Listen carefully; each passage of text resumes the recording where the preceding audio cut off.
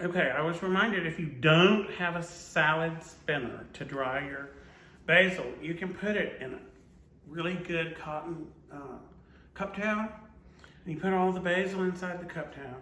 You bring all the corners together so you have this little sack of basil. And you just sling it until all the water is off the basil leaves. But you better do it outside because they're going to have water all over the world. So anyway, you might want to invest in a little salad spinner. So we're going to get all this basil packed into the food processor. And you just pack it in, pack it in. Remember, it's going to get all chopped up and mashed up. So this looks like a lot of basil, but it's not. It's probably three to 4 cups of basil, maybe 5 cups. I make a lot. Because I make it so much, I don't really measure. So anyway, me bad. Anyway, so the other basic ingredient that's perfect and necessary is garlic. So everybody knows how to take the skin off the garlic. So you can pound it with a wide knife and then remove the skin, or you can put it in a little plastic container that you have, put the top on it, and take out lots of frustration. And it will get that skin off and wear you out. Anyway, look, there it is. The skin came totally off.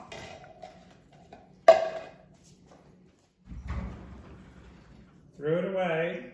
It actually comes out with a really neat, clean clove of garlic.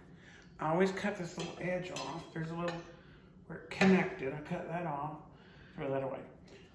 So to help the food processor, I take the garlic and I cut it up. I don't mince it, but I cut it into pieces. So this is 5 cloves of garlic for this much pesto. So you can put as much garlic in as you want. My wife says sometimes I get a little heavy-handed with the garlic, so cut it down. And it depends on how pungent the garlic is. Okay, let's get this start going. You're gonna put it in your food processor, put the top on, say a prayer, and start pulsing. One thing I didn't get out is a trusty little spatula.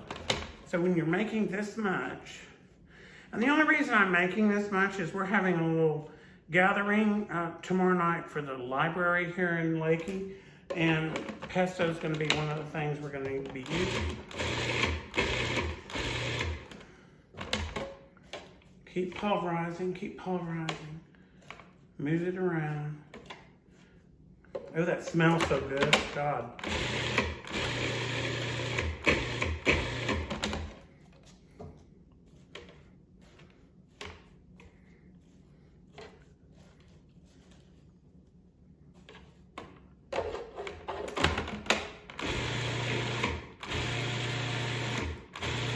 See how it slowly just gets all the leaves nice and chopped.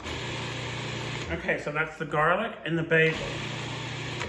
What makes it Texas pesto is I usually put chopped pecans in it.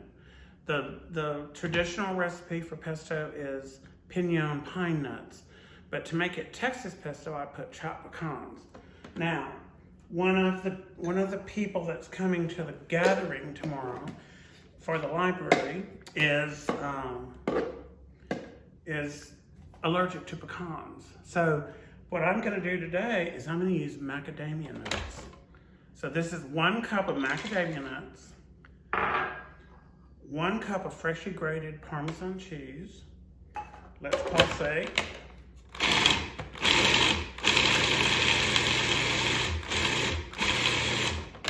To give it a little kick, I put some red chili flakes. So this is to taste. This is a big pinch, but this is a big amount. So that's 2 pinches of red chili flakes. A grind or 2 of fresh ground black pepper. Isn't that neat? It's got a little light on the end of it, so at dinner you know exactly how much you're using. So I would say that's probably 1/4 of a teaspoon. And all of this is to taste, guys, to taste. So that this is basil, garlic, macadamia nuts, or pecans if you want, 2 pinches of red chili flake, and black pepper.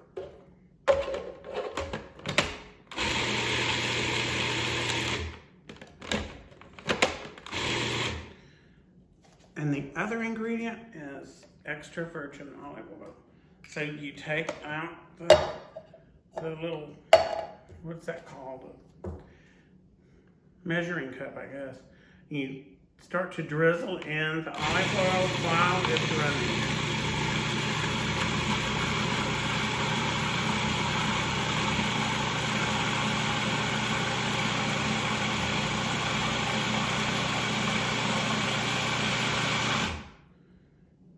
And you get it to the desired thickness that you want. One thing I always also add too, the Parmesan cheese adds some, but I always put a pinch or 2 of salt in it, just for flavor. Give it another little stir. This looks pretty good. What do you think? Looks pretty good. Really green, gorgeous. I'm gonna add a little bit more olive oil.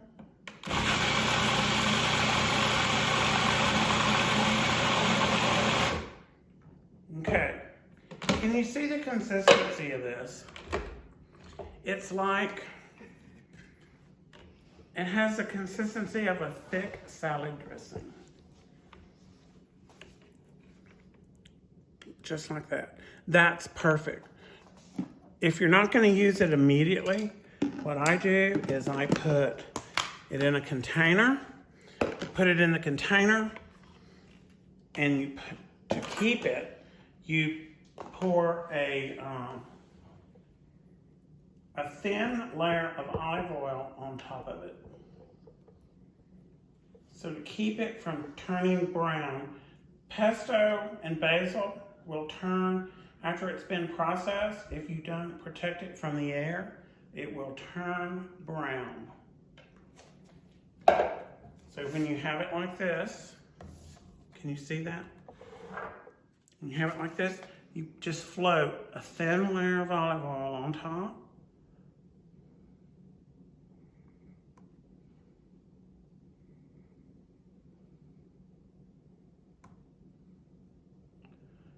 And that's going to keep it fresh for about a week.